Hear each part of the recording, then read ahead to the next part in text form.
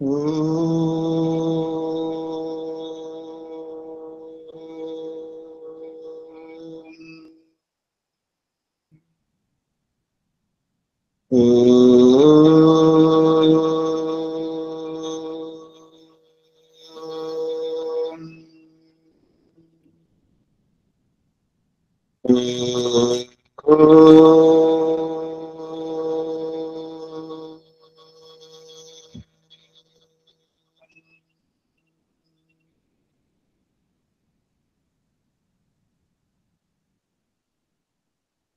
दर्शन के प्रथम अध्याय के प्रथम आहनिक के चौथे सूत्र को लेकर के विचार चल रहा है।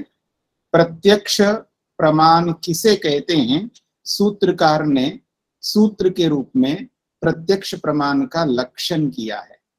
इंद्रियार्थ सन्निकर्षोत्पन्नम ज्ञानम अव्यपदेश्यम अव्यभिचारी व्यवसायात्मकम प्रत्यक्षम। तो इंद्रिय और अर्थ के सन्निकर्ष से, इंद्रिय और विषयों के संपर्क से, उनके संबंध से जो ज्ञान उत्पन्न होता है वह ज्ञान शब्दों से बताया हुआ नहीं होना चाहिए, बदलने वाला नहीं होना चाहिए। व्यभिचारी का मतलब है बदलने वाला ज्ञान नहीं होना चाहिए, और निश्चयात्मक होना चाहिए, निर्णयात्मक होना चाहिए, तब उसे प्रत्यक्ष कहते हैं। तो आइए, हमने समझने का प्रयत्न किया है अव्यपदेश्यम क्या, अव्यपदेश्यम क्या होता है। यानी शब्दों से ज्ञान जो होता है, शब्दों से जो जानकारी होती है वो प्रत्यक्ष नहीं होता है, वो तो शब्दों से होने वाला है। इसलिए जो कोई शब्द बोल करके ज्ञान करवाता है ऐसा प्रत्यक्ष नहीं होता, इसलिए अव्यपदेश्यम विशेषण के रूप में दिया है। तो अब जो जिनके कल प्रश्न रह गए थे वो पूछ सकते हैं, उनको क्या पूछना है? नमस्ते स्वामी जी।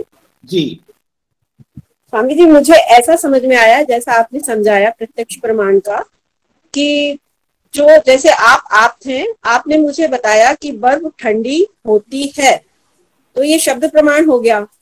अब उस बर्फ को जब मैं अपने हाथ को टच करूंगी तो उसमें जो मुझे वो ठंडा अनुभव होगा, तो वो अनुभव प्रत्यक्ष प्रमाण कहलाएगा।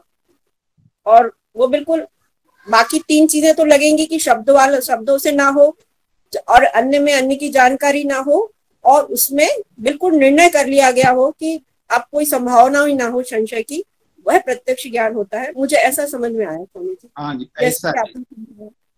ऐसा ही है। जी जी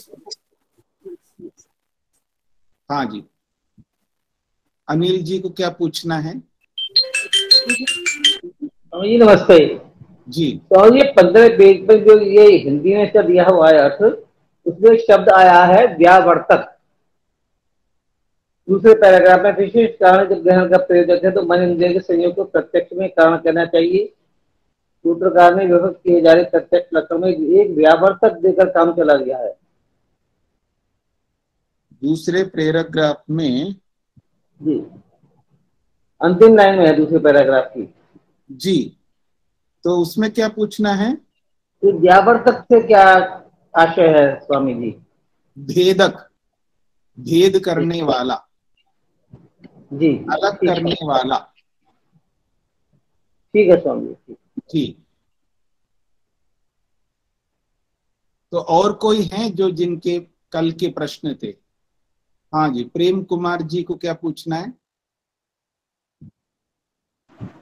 ओ स्वामी जी, हमने ये तो शब्द प्रमाण वाली तो बात हो गई, लेकिन स्पर्श की भी अभी बात बहन जी ने करी कि स्पर्श जो है वो प्रत्यक्ष के बराबर ही है।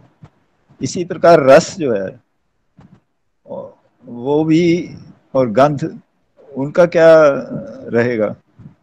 तो आपको सूत्रार्थ नहीं समझ में आया इसका मतलब? सूत्रार्थ क्या कहता है? बताइए आप, सूत्रार्थ बताइए, सूत्र का अर्थ बताइए एक बार आप बोलिए प्रेम कुमार जी, सूत्र का अर्थ बताइए कि प्रत्यक्ष प्रमाण किसे कहते हैं, सूत्र का अर्थ बताइए। जहाँ इंद्रियों से सन्निकर्ष होता है। किसका किसका सन्निकर्ष होता है? लिंग का लिंगी से। नहीं, उधर उधर पटरी से इधर उधर क्यों जा रहे? अच्छा, नहीं नहीं, ठीक है। हाँ, जो ठीक है वो बताइए। प्रत्यक्ष प्रमाण का अर्थ बताइए, हिंदी में बताइए आप। प्रत्यक्ष किसे कहते हैं? सूत्र के अनुसार प्रत्यक्ष किसे कहते हैं?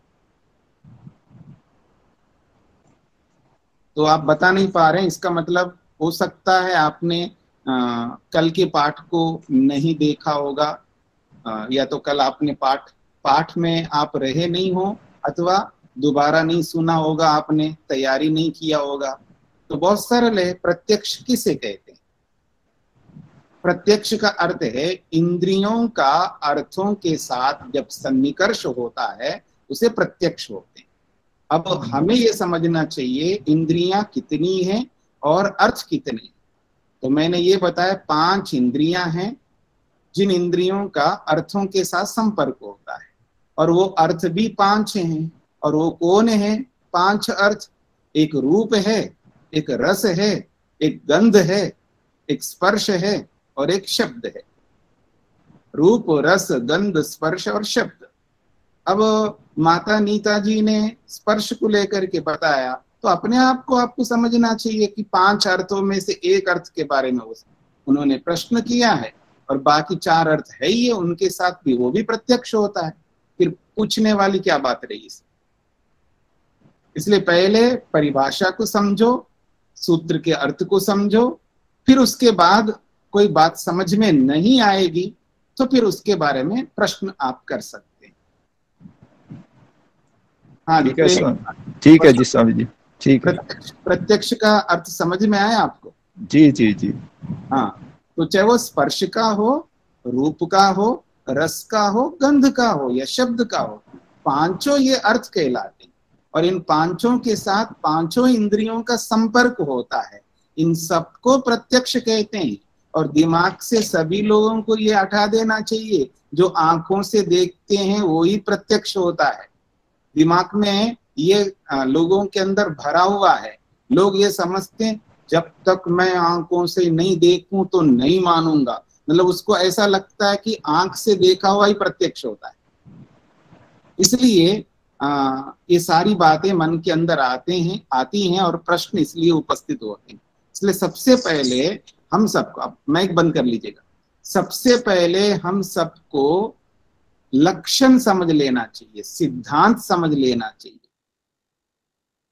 किसी भी विषय में। सबसे पहले हमको जहां पर भी हम प्रवेश करें,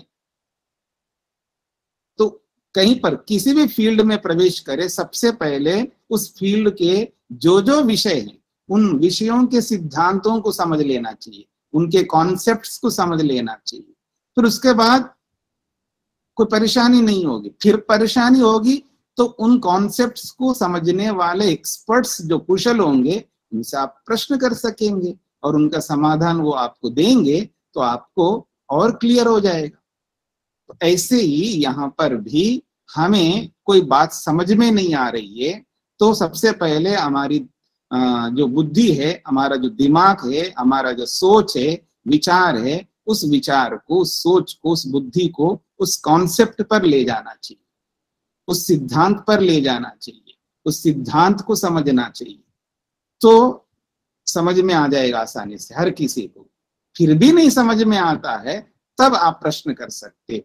ये सोचने का, समझने का एक शैली आपके सामने रख रहा हूं। आप में से कोई ये ना माने कि हमको कुछ भी बोल देते हैं, ऐसा नहीं है।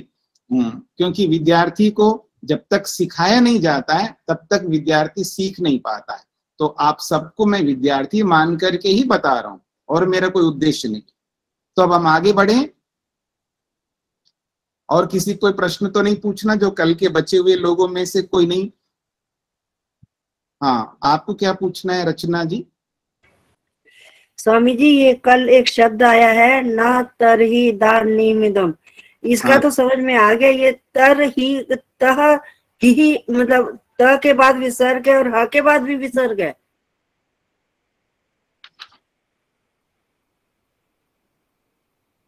नहीं, ये तर्री जो है ये कोई जी विसर्ग नहीं यहाँ पर।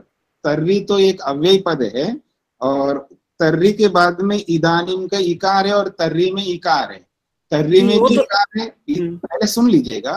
तर्री में भी इकार है, इदानीम में भी इकार है, और दोनों इकारों को मिला करके जब संधि करते हैं तो सवर्ण दीर्घ संधि हो जाके इसलिए तर्री बन गया, दीर्घ इकार हो गया। तो विसर्ग कैसे आएगा? विसर्ग आते तो संधि नहीं हो सकती, फिर उस इस प्रकार की संधि यहाँ पर की है, फिर वैसी संधि नहीं होती। तो यहाँ पे अवयव का क्या अर्थ लेंगे? न ये तरही, तर्री का मतलब ये तो प्रश्नवाचक है। प्रश्न पूछने के लिए तर्री शब्द प्रश्न को कहने के लिए आता है जी। तो ये अव्यय जो है प्रश्न करने के संदर्भ में आया यहाँ। जी ठीक है जी। जी ठीक है, धन्यवाद। हाँ जी, आगे बढ़ते हैं। पृष्ठ संख्या 15 है। अव्यपदेश्यम इति, यहां तक हमने कल विचार किया है कि ये जो प्रत्यक्ष होता है इंद्रिय का अर्थ के साथ जब संबद्ध होता है, संबंध होता है, सन्निकर्ष होता है, तो उस सन्निकर्ष से उत्पन्न होने वाले ज्ञान को प्रत्यक्ष कहते हैं। पर वो प्रत्यक्ष व्यपदेश्य नहीं होना चाहिए, इस बात को यहाँ पर समझाया गया है। व्यपदेश का मतलब है बताया हुआ, यानी शब्दों से बताने पर शब्दों से होने वाला ज्ञान प्रत्यक्ष नहीं होता है, ये इसका अभिप्राय है। और इसी अभिप्राय को और आगे समझाया जाएगा।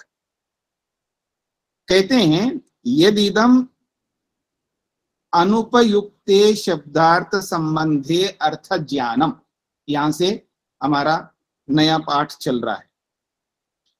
कहते हैं यदिदम अनुपयुक्ते शब्दार्थ संबंधे अर्थ ज्ञानम। उपयुक्त का मतलब है प्रयोग करने पर, और अनुपयुक्त प्रयोग ना करने पर। किसका? शब्दार्थ संबंध, शब्द और अर्थ का जो संबंध है, शब्द और अर्थ के संबंध का प्रयोग ना करने पर। क्योंकि जब शब्द ज्ञान होता है हमको, शब्द ज्ञान का मतलब है शब्द प्रमाण से जो ज्ञान होता है, वह शब्दार्थ संबंध से हमको ज्ञान होता है। शब्द और अर्थ दोनों का परस्पर संबंध होता है। शब्द का मतलब है नाम, जैसे मैं बोलूं मकान, लड्डू, बर्फी, घड़ी, पुस्तक, ये सारे शब्द है। और इन शब्दों का जो अर्थ होता है, उसका जो मीनिंग होता है, उस मीनिंग को अर्थ कहते हैं। और शब्द और अर्थ इन दोनों के परस्पर आपस में संबंध है, शब्द का और अर्थ के साथ संबंध है। फिर कोई वक्ता, कोई उपदेशक, चाहे वो माता, पिता, गुरु, आचार्य, या हमसे जो भी बड़े लोग हैं, वो सब, हमसे बड़े का मतलब है जिस विषय को हम जानते नहीं है, उस विषय को बताने वाले हमसे अलग लोग, जो कोई भी। फिर वहां आयु आदि का कोई प्रश्न नहीं है, वो सब बड़े हमारे लिए, क्योंकि उस विषय को हम जानते नहीं, इसलिए हम छोटे हो गए हैं, और जो जानने वाले वो बड़े होंगे। जैसे कोई इंजीनियर है, मैं इंजीनियर नहीं हूं, तो इंजीनियरिंग के बारे में मेरे को बताएगा तो वो मेरे से बड़ा है। कोई डॉक्टर है, मैं डॉक्टर नहीं हूं, तो मेडिकल से संबंधित कोई बात कहेगा तो वो मेरे लिए बड़ा है। तो जब बड़े लोग हमको बताते हैं शब्दों के माध्यम से, और वो शब्द जिन अर्थों के होते हैं, उन अर्थों का ज्ञान हमको होता है, इसको कहते हैं शब्दार्थ संबंध से होने वाला अर्थ ज्ञानम, अर्थ का ज्ञान। पंक्ति को देखिएगा। यदिदम अनुपयुक्ते शब्दार्थ संबंधे अर्थ ज्ञानम, कहते हैं शब्द और अर्थ का संबंध जब प्रयोग ही नहीं किया गया, अनुपयुक्त का मतलब प्रयोग ना करने पर, शब्दार्थ संबंध का प्रयोग नहीं हो रहा है ना, प्रत्यक्ष ज्ञान में शब्दार्थ संबंध का प्रयोग नहीं हो रहा है। अर्थात कोई वक्ता हमको बता रहा हो कि इसको लड्डू कहते हैं, तो हमको लड्डू का ज्ञान हो रहा हो, ऐसे शब्दार्थ संबंध का प्रयोग तो हो नहीं आ रहा। वो तो आप तो साक्षात अपनी आंखों से लड्डू को देख रहे हो और अपने हाथ में ले रहे हो, उसका गंध का भी प्रत्यक्ष कर रहे हो, उसका रूप का भी प्रत्यक्ष कर रहे हो, उसका रस का भी प्रत्यक्ष कर रहे हो और उसका स्पर्श का भी प्रत्यक्ष कर रहे हो। और मान लो वो शादी की लड्डू है, पहले गांवों में जो है शादियों में लड्डू बनाते थे और वो कई दिन होने के बाद में थोड़ा सा वो कठोर हो जाते हैं और कठोर होने के कारण से, अब कठोर है ये, और उस लड्डू को जैसे मुंह में आप तोड़ते हो तो आवाज भी आती है, उस आवाज को भी प्रत्यक्ष कर रहे हो। अब आगे ना पांचों विषय, इंद्रियार्थ सन्निकर्षोत्पन्नम ज्ञानम, समझने का प्रयत्न करिएगा। इंद्रियों का अर्थ के साथ सन्निकर्ष संपर्क संबंध होने से उत्पन्न होने वाला ज्ञान को प्रत्यक्ष कहते हैं। तो यहाँ पांचों का, ये जरूरी नहीं हर जगह आप ऐसा उदाहरण आप लाओगे, तो कह रहे हैं होंगे ऐसे ही, क्योंकि पांचों होने चाहिए। किसी पदार्थ में जो है पांचों गुण हो सकते हैं, किसी में 3 हो सकते, किसी में 2 हो सकते, किसी में 1 ही हो सकता। जरूरी नहीं है पांचों का प्रत्यक्ष हमको एक ही वस्तु में हो। किसी वस्तु में 5 गुण हैं तो पांचों गुणों का प्रत्यक्ष होगा, किसी वस्तु में 4 गुण है तो 4 गुणों का प्रत्यक्ष होगा, किसी वस्तु में 3 गुण है तो 3 का प्रत्यक्ष होगा, किसी वस्तु में 2 गुण है तो 2 का प्रत्यक्ष होगा, किसी वस्तु में 1 ही गुण है तो 1 ही का प्रत्यक्ष होगा। ऐसे तो अब संयोग ऐसा हो गया, मैंने शादी की लड्डू बोल दिया तो शादी का लड्डू है, तो अब लड्डू आपने आंखों से देखा तो लड्डू का रूप प्रत्यक्ष हो गया आपको, और जैसे आपने हाथ में लिया उसका स्पर्श का भी प्रत्यक्ष हो गया, और जब उस लड्डू की जो सुगंधी आ रही है आपके नाकों को, अपने कानों, अपने नाक को, तो गंध का भी प्रत्यक्ष हो रहा है। और जब आप उस लड्डू को मुंह में रखा आपने और थोड़ा सा कठोर है तो आपने दांतों से उसको तोड़ा, थोड़ा सा क्रंच जैसे होता है ना, वो आवाज आ गई आप उसको तोड़ने का, तो उसके शब्द का भी प्रत्यक्ष हो गया। और जब आप उसको जब जीवा से, दांतों से उसको आप चबा रहे तो उसका रस का भी प्रत्यक्ष हो रहा है। तो उस लड्डू के 5 गुणों का प्रत्यक्ष हो रहा है। ये है इंद्रियार्थ सन्निकर्षोत्पन्नम ज्ञान। पर यहाँ कह रहे हैं ये शब्दार्थ संबंध से होने वाला ये अर्थ का ज्ञान नहीं है, शब्दार्थ संबंध का अनुपयुक्त है, यहाँ प्रयोग नहीं हो रहा है। यानी कोई वक्ता हमको केवल लड्डू के विषय में बता रहा हो और हमको लड्डू का ज्ञान हो रहा हो, ऐसा नहीं है। ये तो साक्षात हम उस लड्डू को लेकर के हम उसका प्रयोग कर रहे हैं और उस लड्डू का साक्षात प्रत्यक्ष हो रहा है। तो ये शब्दार्थ संबंध से होने वाला ज्ञान नहीं है, ये कहना चाहते हैं।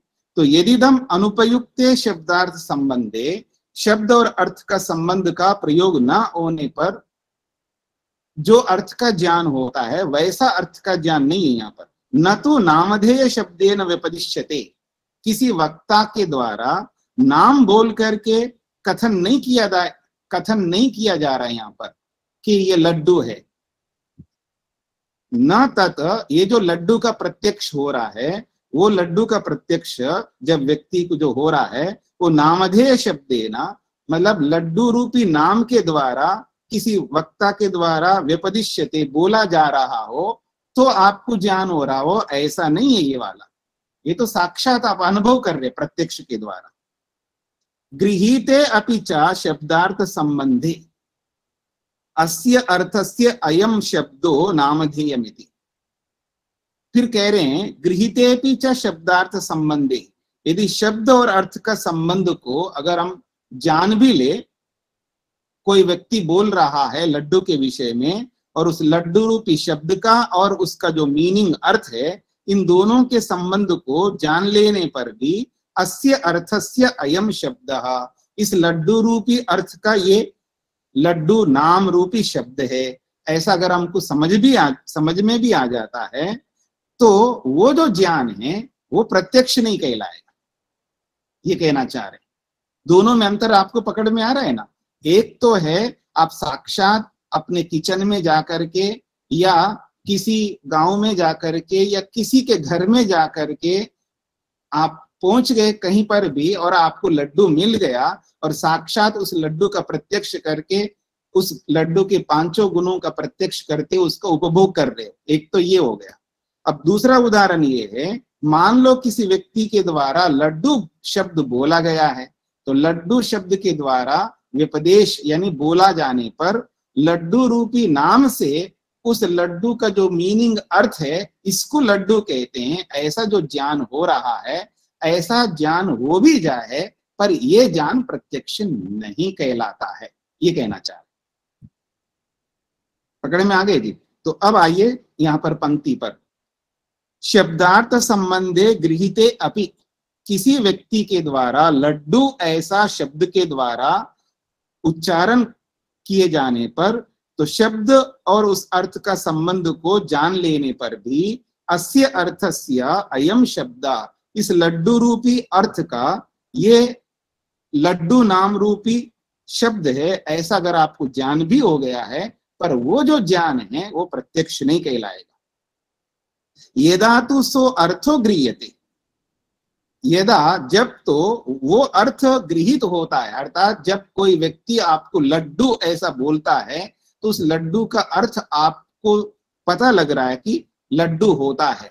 जैसे नींबू बोलते ही नींबू रूपी अर्थ का आपको ज्ञान होता है, घर ऐसे बोलते ही घर रूपी अर्थ का आपको ज्ञान हो रहा है।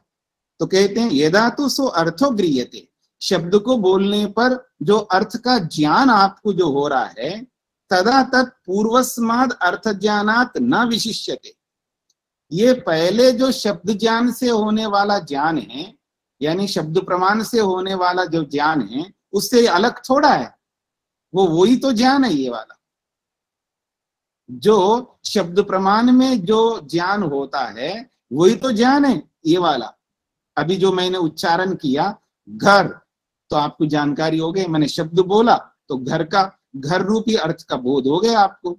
नींबू बोला, नींबू बोलते ही नींबू रूपी अर्थ का आपको बोध हो गया है। पुस्तक, तो पुस्तक रूपी अर्थ का बोध हो गया आपको। तो शब्द बोलते ही उस अर्थ का बोध हो रहा है आपको। अब ये जो ज्ञान है, ये ज्ञान उससे भिन्न थोड़ा है जो शब्द प्रमाण की परिभाषा में जो बताया गया है। शब्द प्रमाण किससे कहते हैं? तो शब्द प्रमाण में जो शब्दों को बोल करके जो ज्ञान होता है, उस ज्ञान में इस ज्ञान में कोई अंतर थोड़ा है। ये भी तो शाब्दिक ज्ञान ही है ना, ये कहना चाह रहे। यदा तु सो अर्थो गृह्यते, जब किसी के द्वारा जब इन शब्दों का उच्चारण करने पर वो अर्थ का ज्ञान होता है, तदा उस स्थिति में तत्पूर्वस्माद अर्थ ज्ञानात् न विशिष्यते, जो पहले हमने शब्द ज्ञान जो होता है शब्द प्रमाण के द्वारा जो बोला था, उससे ये ज्ञान अलग नहीं है, वो वैसा ही ज्ञान है। तद अर्थ विज्ञानम तादृगेव भवति, तो इस अर्थ का जो ज्ञान हमें हो रहा है शब्द बोलने पर, तादृगेव भवति, वो उसी प्रकार का होता है जो शब्द प्रमाण से होता है। तस्य तु अर्थ ज्ञानस्य अन्यः समाख्या शब्दो नास्ति। तस्य तु अर्थ ज्ञानस्य, उस अर्थ ज्ञान का अन्यः समाख्या शब्द, दूसरा कोई नाम वाला, यानी समाख्या कहते हैं नाम, तो दूसरा नाम रखने का कोई ऐसा शब्द आ जाए, ऐसा तो है ही नहीं, यानी उसको शाब्दिक ज्ञान ही बोलेंगे, शब्द प्रमाण वाला ज्ञान ही बोलेंगे। जो अभी मैंने लड्डू, बर्फी, मकान, पुस्तक ऐसा बोलने पर जो जो इन चीजों का आपको जानकारी हो रही है, अब इसका कोई अलग नाम थोड़ा रखेंगे हम यही कहेंगे शब्द ज्ञान है, इसी को शब्द प्रमाण कहते हैं, इसके लिए अलग कोई नाम नहीं रखेंगे। मतलब आपको पुस्तक पढ़ने से जो ज्ञान होता है, आप टीवी सुनने से जो ज्ञान होता है, रेडियो सुनने से जो ज्ञान होता है, वैसे तो ज्ञान हो रहा है यहाँ पर। जब मैं शब्दों का उच्चारण कर रहा हूं, लड्डू, बर्फी, मकान, पुस्तक, अनार, केला, सेब, मैंगो, अनानास, तो आपको जानकारी होती जा रही है। तो ये जानकारी जो है उससे अलग नहीं है, शब्द प्रमाण से होने वाली जानकारी से अलग नहीं है, ये कहना चाहते हैं। तो तस्य तु अर्थ ज्ञानस्य अन्य समाख्या शब्दो नास्ति, जो इस अर्थ ज्ञान का कोई दूसरा नया शब्द नया नाम नहीं रख सकते।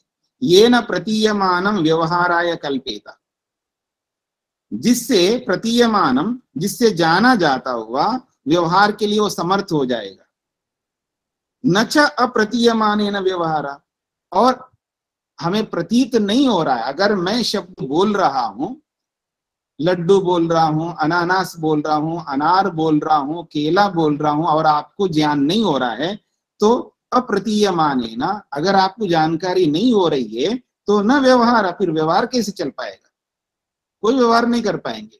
अब कितने लोग हैं पूरी दुनिया में जिस जिस भाषा को समझने वाले हैं, अपनी अपनी भाषा के माध्यम से बोलते जा रहे हैं, और सब लोग समझते जा रहे हैं, और व्यवहार चलता जा रहा है। अगर बोलने वाले बोल रहे हैं, सामने सुनने वाले नहीं समझ रहे हैं, तो कोई व्यवहार ही नहीं हो सकता। शब्द प्रमाण के माध्यम से कितना बड़ा व्यवहार हो रहा है। अब इस कोरोना के काल में कितने लोग जो है वर्क फ्रॉम होम से कितना काम किया लोगों ने, मतलब घरों में बैठे बैठे कितने बड़े बड़े काम कर डाले।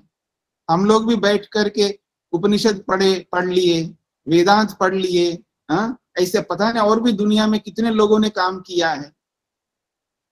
अगर शब्दों को बोलने से अगर अर्थों का बोध नहीं होता तो सारा व्यवहार बंद हो जाता, लेकिन व्यवहार तो चल रहा है।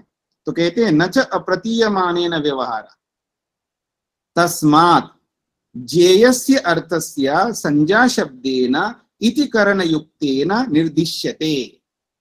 कहते हैं तस्मात्, इसी कारण से, ज्ञेयस्य अर्थस्य, जानने योग्य अर्थ को, जानने योग्य अर्थ का या अर्थ को संज्ञा शब्देन, नामवाची शब्द के द्वारा, इति करणयुक्तेन, इति शब्द जोड़ करके निर्दिश्यते, बोला जाता है।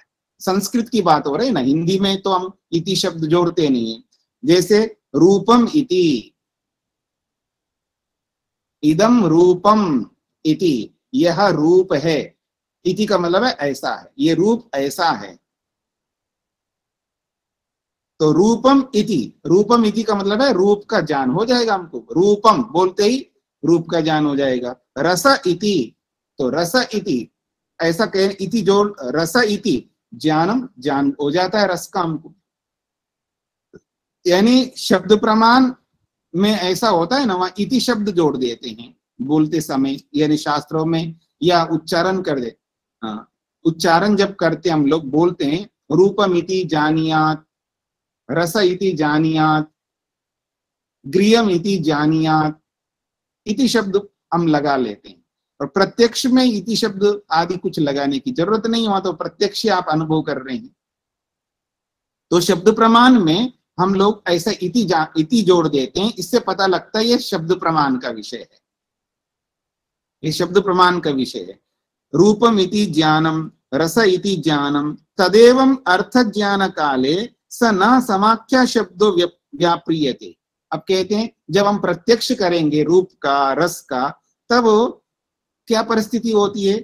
तदेवं अर्थ ज्ञान काले, जब अर्थ का ज्ञान हो रहा है अथवा जब हम उस अर्थ का प्रत्यक्ष कर रहे हैं, स न समाख्या शब्दो व्याप्रियते, फिर उस नाम का प्रयोग नहीं होता है। रूपम, रसा ऐसे बोलने की जरूरत नहीं होती, वो तो साक्षात प्रत्यक्ष हम लोग रूप को, रस को जान ही रहे होते, ये कहना चाह रहे हैं।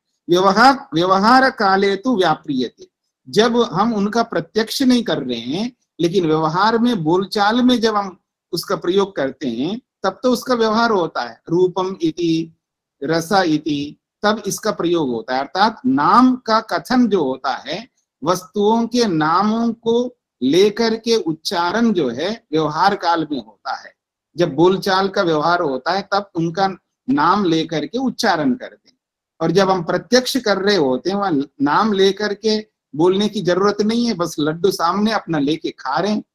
हाँ ये लड्डू है ऐसा बोल करके थोड़ा खाओगे क्यों जी? हाँ, मैं जो देख रहा हूं ये रूप है ऐसा कह करके थोड़ा रूप को देखोगे आप। ये पुस्तक है ऐसा पुस्तक बोल करके पुस्तक थोड़ा उठाओगे। वहां तो आप प्रत्यक्ष कर रहे हैं, वहां बोलने की जरूरत नहीं होती है। लेकिन जब आप प्रत्यक्ष में नहीं है, यानी प्रत्यक्ष नहीं कर रहे हैं इन पांचों विषयों को, तब आप उनके नामों को बोलने की आवश्यकता होती है, ये कहना चाहते हैं। तस्मात् अशाब्दम अर्थ ज्ञानम इंद्रियार्थ सन्निकर्षोत्पन्नमिति। तस्मात् इसीलिए अशाब्दम जो प्रत्यक्ष होता है वो शब्द ज्ञान नहीं होता है। अशाब्दम का मतलब है वो शब्द ज्ञान नहीं होता है, शब्द बोलने से ज्ञान हो रहा हो ऐसा नहीं होता है। तस्मात् अशाब्दम अर्थ ज्ञानम, अर्थ का जो ज्ञान हो रहा है वो शाब्दिक ज्ञान नहीं है, शब्द से होने वाला नहीं है। फिर कैसा है? इंद्रियार्थ सन्निकर्षोत्पन्नमिति, वो इंद्रिय और अर्थों का सन्निकर्ष जब हो रहा है, इंद्रिय और अर्थ का जब संबंध हो रहा है, उस संबंध से, उस सन्निकर्ष से, उस संपर्क से उत्पन्न होने वाला ज्ञान है, उसको प्रत्यक्ष कहते हैं। इसीलिए अव्यपदेश्यम कहा है, अर्थात शब्दों को बोलने से होने वाला ज्ञान नहीं होना चाहिए प्रत्यक्ष। ये सारी बातें अव्यपदेश्यम को समझाने के लिए है। तो आइए इसको समझने का प्रयत्न करिएगा। ये जो पंक्तियां है ना, इस पंक्तियों को आपको समझना है ताकि दोबारा जब आप पढ़ेंगे तो आसानी से शब्द का अर्थ समझ सके। यदिदम अनुपयुक्ते शब्दार्थ संबंधे अर्थ ज्ञानम, शब्दार्थ संबंधे अनुपयुक्ते, शब्द और अर्थ का संबंध का अनुपयुक्ते प्रयोग न करने पर अर्थ ज्ञानम, ये जो अर्थ का ज्ञान हो रहा है वो ज्ञान शब्दार्थ का संबंध का प्रयोग न करने पर हो रहा है। जब प्रत्यक्ष जो हो रहा है उस प्रत्यक्ष में शब्दार्थ संबंध का प्रयोग नहीं होता है। न तत् नामधेय शब्देन व्यपदिश्यते, वो जो प्रत्यक्ष हो रहा है वो प्रत्यक्ष नाम लेकर के बताया नहीं जा रहा होता है। गृहीते च शब्दार्थ संबंधे, मान करके चले कोई शब्दार्थ संबंध को ग्रहण कर रहा है, अर्थात जब कोई वक्ता शब्दार्थ संबंध को लेकर के बोल रहा है तो अस्य अर्थस्य अयम शब्दो नामधेयम, इस वस्तु को इस नाम से बोला जाता है। ऐसा जब कोई कथन करता है, माता पिता हमारे से बड़े लोग उस विषय को, यदा तु सो अर्थो गृह्यते, जब नाम लेकर के जब उच्चारण करते हैं तो उस अर्थ का ज्ञान होता है, तदा पूर्वस्माद अर्थ ज्ञानात् न विशिष्यते, फिर वो जो शब्द प्रमाण से होने वाला ज्ञान होता है उससे ये अलग नहीं माना जाएगा।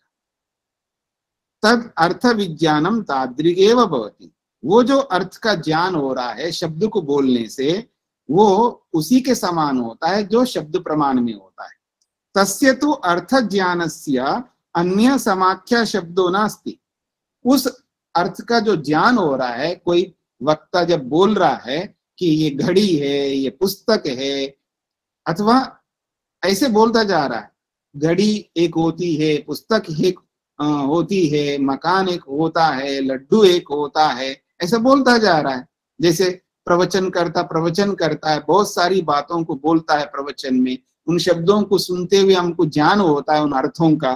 तो इस प्रकार से तो वो जो अर्थ का ज्ञान होता है उसके लिए कोई नया नाम आप नहीं रख सकते। शब्द प्रमाण से अतिरिक्त शाब्द ज्ञान, इसको शाब्द ज्ञान कहते हैं, और इस शाब्द ज्ञान से अलग कोई नाम नहीं रख सकते।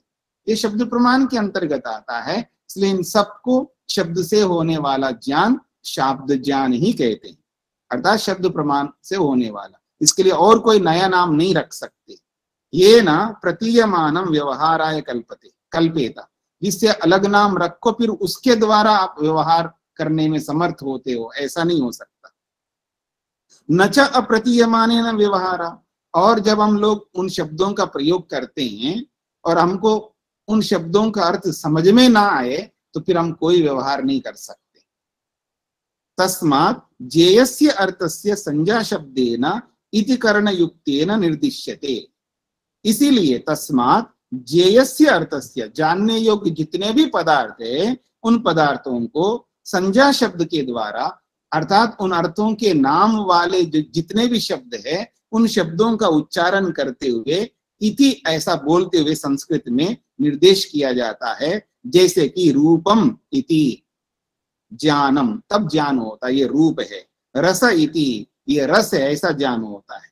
तदेवं अर्थ ज्ञान काले, और जब साक्षात प्रत्यक्ष उन रूप को, रस को जब हम प्रत्यक्ष करते हैं, उस प्रत्यक्ष काल में स न समाख्या शब्दों व्याप्रियते, फिर उस नामवाचक शब्द का प्रयोग नहीं किया जाता है।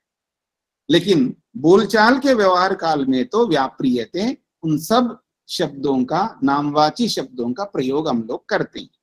तस्मात्, अंत में कहा है, अशाब्दम अर्थ ज्ञानम, जो अर्थ का ज्ञान हो वो शाब्दिक नहीं होना चाहिए। कैसे होना चाहिए? इंद्रियार्थ सन्निकर्षोत्पन्नम इति, इंद्रिय और अर्थ के संपर्क से होने वाला होना चाहिए, तभी उसको प्रत्यक्ष कहते हैं। उसके अतिरिक्त वो शाब्दिक ज्ञान कहलाएगा, और वो शाब्दिक ज्ञान शब्द प्रमाण के अंतर्गत जाता है।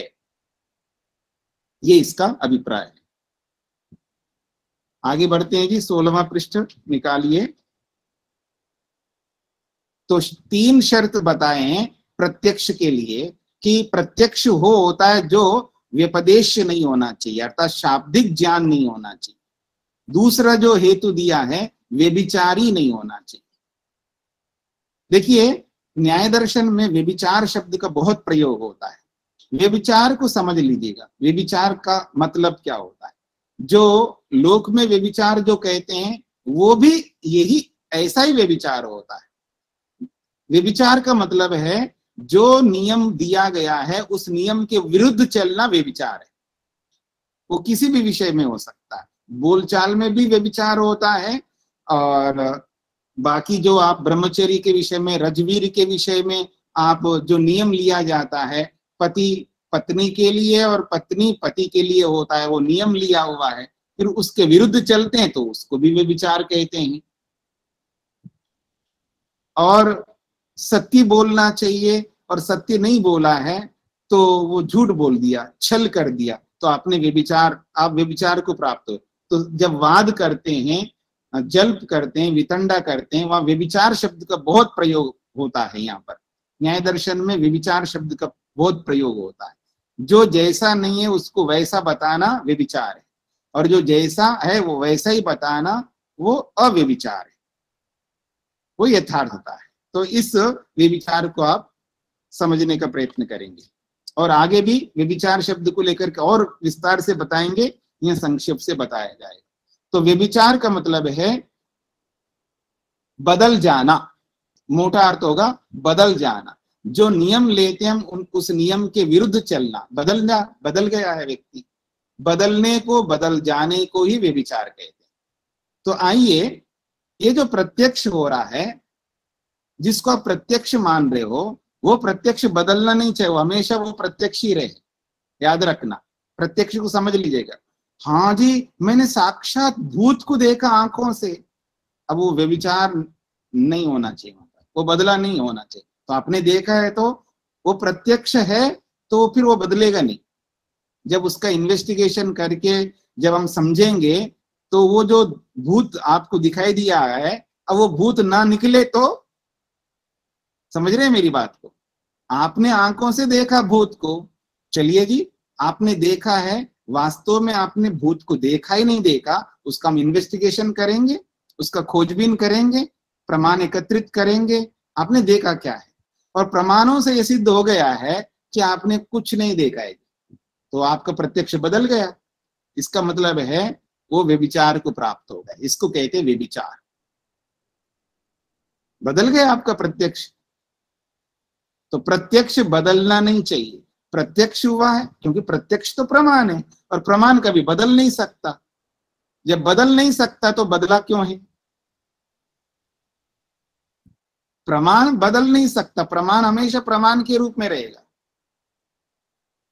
इसलिए प्रमाण नहीं बदल सकता। कोई भी, चाहे वो प्रत्यक्ष हो, अनुमान हो, उपमान हो, या वो शब्द हो, प्रमाण हमेशा प्रमाण ही रहेंगे, वो बदल नहीं सकते। फिर भी बदल रहा है, इसका मतलब है वो प्रमाण ही नहीं है। जो अप्रमाण को आपने प्रमाण माना है, तब दोष किस पे आएगा? उस प्रमाण का प्रयोग करने वाला जो प्रमाता है उस पर दोष आएगा। प्रमाता गलत है, प्रमाता गलत होने के कारण से ये बदल रहा है। तो अपनी योग्यता को बढ़ाना पड़ता है, हमें अपने आप को मजबूत बनाना पड़ता है। अपने आप को मजबूत बनाना पड़ता है। हम गलती करते हैं, प्रमाण कभी नहीं गलती कर सकता। प्रमाण तो प्रमाण ही होता है। तो आइए आगे समझते हैं व्यभिचार क्या होता है और अव्यभिचार क्या होता है। स्वामी जी एक बार फिर से बता दो। क्या बताना है जी? अभी बताने जा रहा हूं उसी को। अच्छा जी, ठीक है। कूलर की आवाज सुनाई नहीं दे रहा था। हाँ जी, तो अपना यंत्र को थोड़ा सा पास में रखो और ईयरफोन लगा लो तो आपको और स्पष्ट सुनाई देगा। तो आइए आगे बढ़ते हैं। अव्यभिचार और व्यभिचार क्या होता है उसके लिए भाष्यकार ने बहुत सरल उदाहरण दिया है और आपको आसानी से समझ में आ जाएगा। प्रत्यक्ष हो होता है जो न बदलने वाला हो, और प्रत्यक्ष बदल जाए तो फिर वो व्यभिचार कहा जाएगा। तो व्यभिचार वाला ज्ञान प्रत्यक्ष नहीं होगा। उसका उदाहरण दिया जा रहा है। अभी जो है जी, हमारे यहाँ अभी तक बरसात एक बार भी नहीं हुई है। गर्मी बहुत चल रही है, भयंकर गर्मी। तो अब गर्मी में जब आप आते जाते हो ना रोड पर, अब भारत में रहने वाले नेशनल हाईवे में जाते आते रोड पे और गाड़ी चला करके जा रहे हैं, दूर से सड़क के बीच में पानी दिखाई देता है। उन्हें सबको दिखाई देता है। दिखाई देता नहीं देता है? सूर्य की जो किरणें है ना, वो जब रोड पर पड़ जाती हैं और इतना हीट होता है और उसका रिफ्लेक्शन जब हो जाता है तो उससे हमको पानी जैसा दिखता है वहां पर। ठीक है, तो जैसे उसका पास में जाते तो कोई पानी नहीं होता है। मृग तृष्णा भी यही होती है ना, मरुस्थल में, डेजर्ट के अंदर। हाँ, अब वो दूर से पानी दिखाई दे रहा है और पास में जाते तो मृग को पानी नहीं दिखता है। और जहां से वो चल करके आएगा, पीछे मुड़ करके वो देखता है मृग, फिर जहां से चल गया तो वहां पानी दिखाई देता है। और फिर वो इधर से उधर, उधर से इधर, बस बेचारा वो दौड़ता रहता है। वो तो पशु है, क्या करें, उसको इतना समझ नहीं है। प्रत्यक्ष वो भी कर रहा है।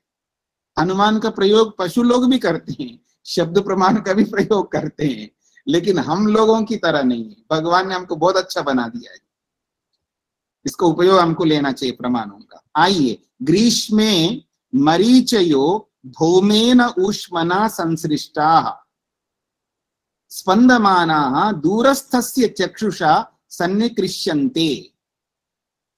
समझने का प्रयत्न करना। ग्रीष्मे, ग्रीष्मे का मतलब है ग्रीष्म काल में, गर्मी में। मरीचया, मरीचया का अर्थ होता है सूर्य की किरणें। सूर्य की किरणों के बहुत सारे नाम है, तो उन नामों में से एक नाम है मरीचि, और बहुवचन में है मरीचयः, मरीचयः। तो ग्रीष्म काल में सूर्य की किरणें भूमेन ऊष्मना संसृष्टा, भूमि के गर्मी से संबद्ध हो जाती हैं। संसृष्ट का मतलब है संबद्ध होती है। ग्रीष्म काल में, गर्मी में, मरीचयः सूर्य की किरणें भौमेन, भौम कहते हैं भूमि से उत्पन्न होने वाली ऊष्मा को भौम कहते हैं। तो भौमेन ऊष्मना, भूमि वाली ऊष्मा यानी भूमि से निकलने वाली गर्मी से, संसृष्टा वो जुड़ जाती है, यानी सूर्य की किरणें भूमि से निकलने वाली ऊष्मा से, गर्मी से, हीट से संबद्ध हो जाती है। और जब दोनों एक दूसरे के साथ संबंधित होते हैं तो स्पंदमाना दूरस्थस्य चक्षुषा सन्निकृष्यन्ते, और वो स्पंदमाना हिलते हुए, स्पंदित होते हुए, जो सूर्य की किरणें और भूमि की ऊष्मा दोनों जब मिल जाती हैं तो वो स्पंदमाना, वो स्पंदित होते हुए, यानी जैसे पानी हिल रहा होता है ना, ऐसे हिलोरी का खाते हुए। दूरस्थस्य, दूर स्थित हम सबको, जो गाड़ी में या हम पैदल चल रहे हैं, गाड़ी में हैं या जैसे भी हैं, दूरस्थ व्यक्ति के चक्षुषा आंख से सन्निकृष्यते, सन्निकर्ष को प्राप्त होता है या प्राप्त होते हैं वो सूर्य की किरणें और भूमि की ऊष्मा। बहुवचन में लेंगे तो सन्निकृष्यन्ते, तो दूर स्थित हमारी आंख से वो संपर्क, संबद्ध, आबद्ध होती हैं। कौन? वो सूर्य की किरणें और भूमि की ऊष्मा। उससे तत्र इंद्रियार्थ सन्निकर्षात्, तो हमारी जो इंद्रिय, नेत्रेंद्रिय, उस इंद्रिय का उस जो भूमि में स्थित ऊष्मा और सूर्य की किरणें जो एक साथ मिलकर के वो स्पंदित होते हुए वहां पर धरती पर या रोड पर या उस मरुस्थल में उस रेत पर जो स्पंदित होता हुआ पानी की तरह जो हमको दिखाई दे रहा है हमारी आंखों को, तो हमको क्या समझ में आ रहा है? उदकम, ये तो पानी है, ऐसा हमको दिखाई दे रहा है। इति ज्ञानम उत्पद्यते, तो हमको क्या ज्ञान उत्पन्न हो रहा है? अरे यहाँ तो पानी है, ऐसा ज्ञान उत्पन्न हो रहा है। तो ग्रीष्म काल में सूर्य की किरणें भूमि की गर्मी के साथ जब आबद्ध हो जाती हैं, तो वो जो किरणें और भूमि की गर्मी जो है दोनों मिलकर के स्पंदमाना, जैसे बहती हुई या स्पंदन करती हुए पानी की तरह हिलते हुए दूरस्थ व्यक्ति को उनकी आंखों से उन रश्मियों का साथ सन्निकर्ष हो जाता है, संपर्क हो जाता है, तब इंद्रियार्थ सन्निकर्षात, इंद्रिय और अर्थ का सन्निकर्ष होने से हमको पानी है ऐसा ज्ञान उत्पन्न होता है। तच्च प्रत्यक्षम प्रसज्यते, वो प्रत्यक्ष माना जाएगा। फिर तो इसका मतलब पानी का प्रत्यक्ष हो रहा है इंद्रियार्थ सन्निकर्ष से, तो उसको प्रत्यक्ष माना जाएगा, लेकिन हम नहीं मान सकते। इत्यतः आहा, इसलिए कहते हैं अव्यभिचारी। वो प्रत्यक्ष वाला ज्ञान जो है बदलने वाला नहीं होना चाहिए, अव्यभिचारी होना चाहिए।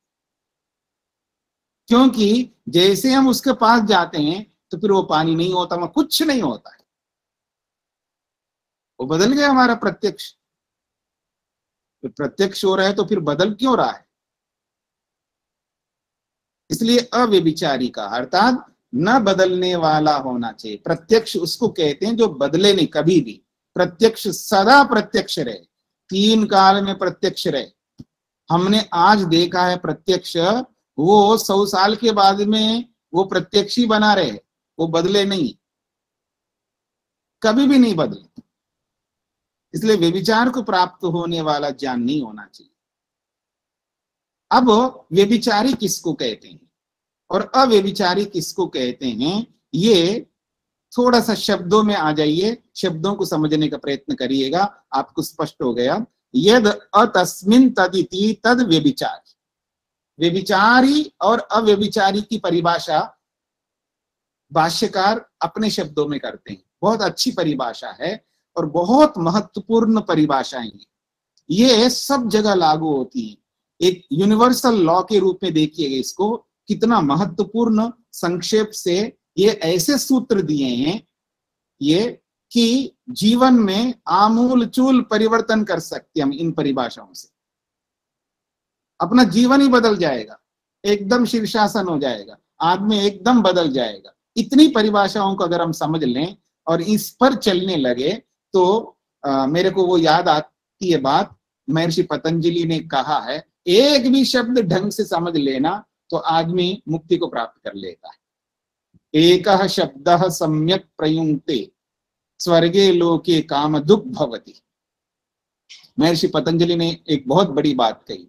अगर मनुष्य देखिएगा, अथाह शब्द भंडार है वैदिक वांग्मय में, इतने शब्द हैं, इतने शब्द हैं, इतने शब्द हैं, उसकी कोई सीमा नहीं। अथाह शब्द भंडार है।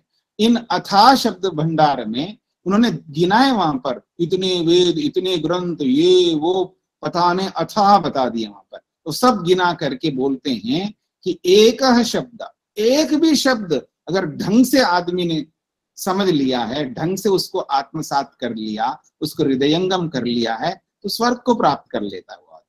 और हम पता नहीं कितने शब्द को समझते हैं, हमारा कुछ हो ही नहीं रहा है। समझ कहाँ रहे हम लोग, हम समझ नहीं रहे, हम लोग समझते हुए नहीं जा रहे, बिना समझ के आगे दौड़ते जा रहे। तो कहते हैं अतस्मिन् तत् इति तद व्यभिचारी। देखिए अतस्मिन् तत् शब्द, अगर आपको शब्दों का अर्थ समझ में आ जाएगा ना, बहुत आसान हो जाएगा। देखिए तस्मिन शब्द जानते हैं ना, सप्तम विभक्ति में तस्मिन, तत् शब्द का सप्तम विभक्ति में तस्मिन होता है। तत्ते तानी तेन ताभ्याम तई, अथवा सातौ ते, दोनों में ये तस्मिन शब्द आता है, ठीक है ना, पुल्लिंग में भी और नपुंसकलिंग में। तो तस्मिन सप्तमी विभक्ति में, और उस तस्मिन में आ लगा दिया। तस्मिन का मतलब है उसमें, तस्मिन का अर्थ है उसमें, और अतस्मिन का मतलब है जो नहीं है वो समझना। अतस्मिन तत् इति, अतस्मिन तत्, जो नहीं है वो है समझना। अतस्मिन का मतलब है जो नहीं है, मतलब वहां पानी नहीं है लेकिन पानी समझ रहे हैं हम लोग।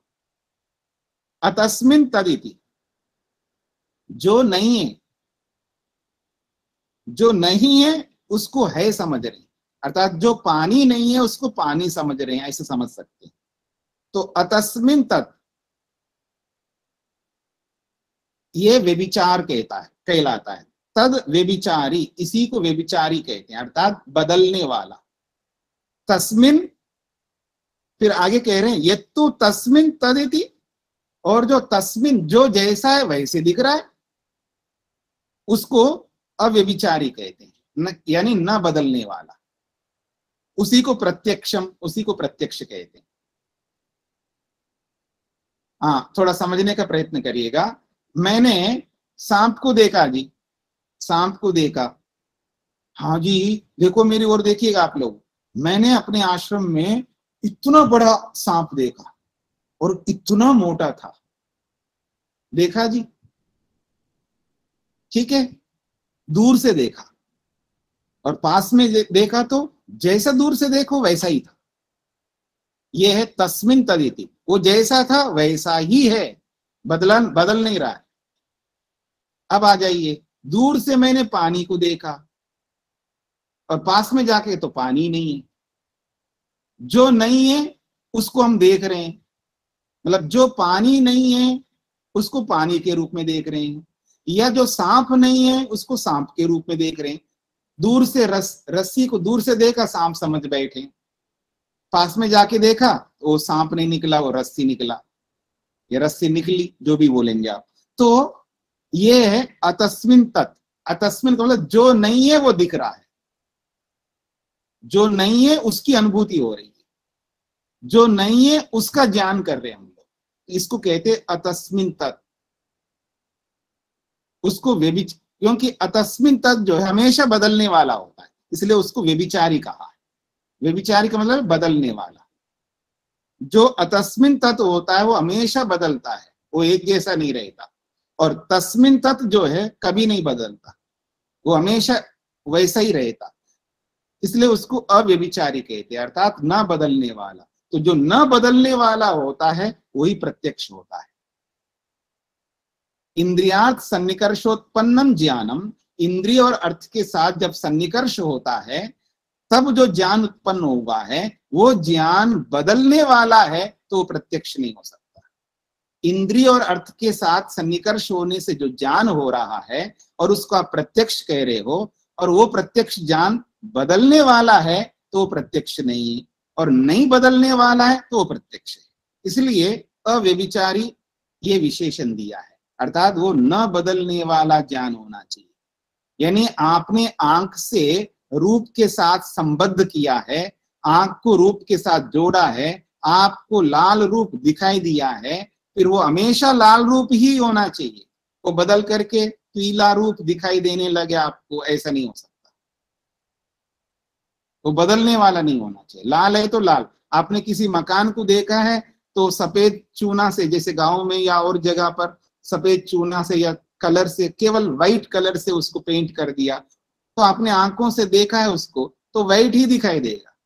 कल आकर के देखो तो वो पीला दिखाई दे, ऐसा बदलेगा नहीं। न बदलने वाला होना चाहिए। न बदलने वाले ज्ञान को ही प्रत्यक्ष कहते हैं, और बदलने वाला है तो वो प्रत्यक्ष नहीं कह सकते। तो न बदलने वाले को अव्यभिचारी कहते हैं और बदलने वाले को व्यभिचारी कहते हैं। और जो बदलने वाला है वो अतस्मिन तत् होता है, मतलब जो नहीं है वो वैसा दिख रहा होता है।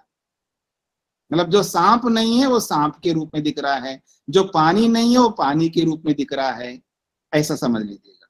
और जो जैसा है वो वैसा ही दिख रहा है हमको, वो है तस्मिन तत्। तो उसमें वही, तस्मिन तत् का मतलब है उसमें वही है, और अतस्मिन का मतलब जो उसमें है ही नहीं है वो वैसा दिख रहा है, ऐसे समझ लीजिए। हाँ जी, जिनको समझ में नहीं आया तो वो पूछ सकते हैं, व्यभिचारी अव्यभिचारी जो समझ में नहीं आया हो तो पूछ सकते हैं। हाँ जी, मधु जी क्या पूछना है आपको? स्वामी जी, आपने 3 चीजें लिखवाने के लिए कहा था, 3 पॉइंट्स, प्रत्यक्ष और व्यभिचार, तीसरा नहीं लिख पाई मैं, संभवतः मैं सुन नहीं पाई। क्या मैंने लिखवाने के लिए क्या बोला था? प्रत्यक्ष व्यभिचार, पहला प्रत्यक्ष, दूसरा व्यभिचार और तीसरा नहीं, पहला प्रत्यक्ष दूसरा व्यभिचार, ये क्या होता है? मैंने ऐसा कुछ नहीं लिखवाया। आपने जो भी लिखा है वो अपने हिसाब से लिख लिया आपने। हाँ जी, हाँ, ये मैंने जरूर बोला है। प्रत्यक्ष होता है, प्रत्यक्ष वो होता है जो व्यपदेश नहीं होना चाहिए और व्यभिचार वाला नहीं होना चाहिए और अव्यवसायत्मक नहीं होना चाहिए, ये जरूर बोला होगा। मतलब प्रत्यक्ष वो होता है, प्रत्यक्ष के 3 विशेषण बताया था। अव्यपदेश होना चाहिए, अर्थात व्यपदेश वाला नहीं होना चाहिए, और अव्यभिचारी होना चाहिए, अर्थात बदलने वाला नहीं होना चाहिए, तीसरा, और व्यवसायत्मक, व्यवसाय निर्णयात्मक होना चाहिए। जी हाँ जी जी, नमस्ते स्वामी जी। स्वामी जी, जो बेचारी वाला है आपने बताया, वो ज्यादातर चक्षु इंद्री के साथ ही प्रयोग होगा, ज्यादातर? क्या मतलब? मतलब अपने को ज्यादातर देखने में ही, जो देखते हैं दूर से देख रहे हैं, चक्षु इंद्रिय नहीं, प्रत्यक्ष प्रमाण की क्या परिभाषा? नहीं, वो समझ में आ गई। इधर उधर नहीं जाना, वो नहीं समझ में आया इसलिए प्रश्न हो रहा है आप। अगर वो समझ में आए तो आपका प्रश्न नहीं हो सकता, क्योंकि आप पहले सुन लीजिए, पहले सुन, इसलिए मैंने पहले भी बोला था, अब दोबारा बोलता, जब ऐसा कभी भी मन में आशंका, शंका, संशय उत्पन्न होता, सबसे पहले परिभाषा पर हमारा ध्यान जाना चाहिए। मैं बंद कर लीजिएगा। प्रमाण ये कहता है रूप, रस, गंध, स्पर्श और शब्द 5 विषय हैं, और इन 5 विषयों के साथ 5 इंद्रियों का संपर्क होता है। उसी संपर्क को सन्निकर्ष कहते हैं, संबंध कहते हैं। उससे उस रूप, रस, गंध, स्पर्श और शब्द का प्रत्यक्ष होता है। अब रूप के विषय में ये उदाहरण है, तो ऐसे रस के विषय में भी है, और रस भी तो बदल जाता है। आपने मीठा बोला, बाद में वो मीठा नहीं निकला तो गंध भी तो बदल जाएगी, स्पर्श भी बदल जाएगा और शब्द भी बदल जाएगा। पकड़ में आ गया आपको? जी स्वामी जी, मेरा मतलब था कि प्रत्यक्ष में अपने को ज्यादातर गलतफहमी इधर पटरी से उतर रहे हैं आप, पटरी से उतर रहे हो। रूप में अपने को ज्यादा गलतफहमी होती है। हाँ, तो ये कहना था स्वामी जी मेरा। जी, अब माइक बंद करिए, माइक बंद कर लीजिएगा, माइक बंद कर लीजिए। पटरी से कभी नहीं उतरना है। हाँ, तो इसलिए हमको जहां कहीं पर भी संशय हो जाए तो सबसे पहले परिभाषा पर ध्यान देना है, और उस परिभाषा को हृदयंगम करना है, और उस परिभाषा को उस संशय वाले विषय पर लगा करके देखना है कि परिभाषा क्या कह रही है, और जो मेरा संशय जो कह रहा है वो क्या कह रहा है। क्या परिभाषा के विरुद्ध है संशय? तो हटाओ उस संशय को, पहले परिभाषा को समझ लो। और परिभाषा के विरुद्ध है तो ऐसा संशय हो नहीं सकता, क्योंकि परिभाषा को न समझने पर ही संशय होता है। जी, तो और किसी को? प्रेम जी को क्या पूछना है जी?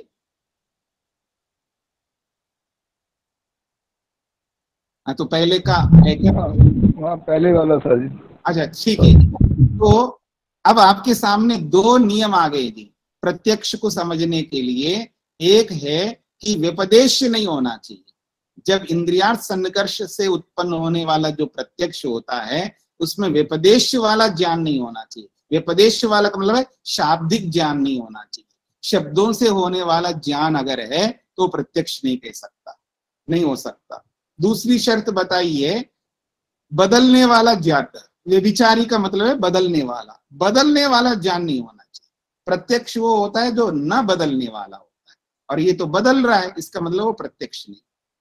तो 2 शर्त आपने पूरी कर लिया है, और तीसरी शर्त को हम कल समझने का प्रयत्न करते हैं। ओम शांति शांति शांति।